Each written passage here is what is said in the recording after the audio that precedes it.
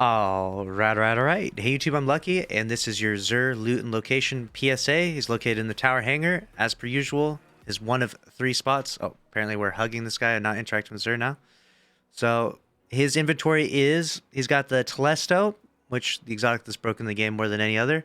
You can grab that. In the current sandbox, current meta, it doesn't seem to be like the best ever, but I'm sure it's still pretty good in PvP and probably has some decent application in PvE with Void 3.0.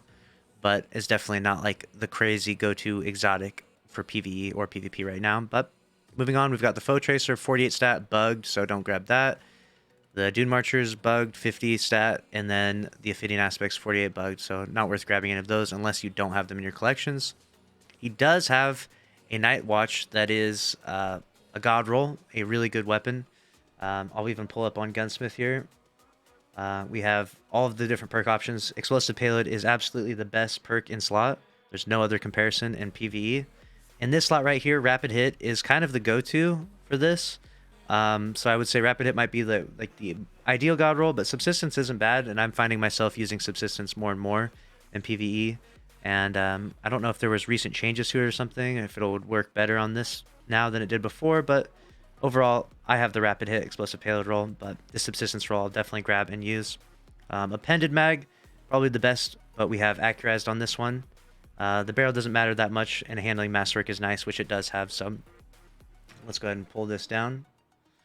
And definitely worth grabbing this Night's Watch. I will for sure be grabbing this and using this. There's no champion mods with Scouts this season, so it's not going to be like this season you'll use it a bunch, but in future seasons you'll use this. We got the Escape Velocity with Overflow and Osmosis, a pretty average roll. We've got a Feeding Frenzy, Disruption Break, Death Adder, another average roll, SMG, Widow's Bite, Feeding Frenzy, and Opening Shot. That's just a terrible roll. We've got a Far Future with Quick Draw, Multi-Kill Clip, terrible roll. You're not going to use that in anything. 7th Seraph Saw does make Warmind cells. This roll is pretty bad, pretty average. And then a third Axiom with Surplus and Vorpal is also average at best, if not a bad roll. And then the armor down here is going to be pretty bad.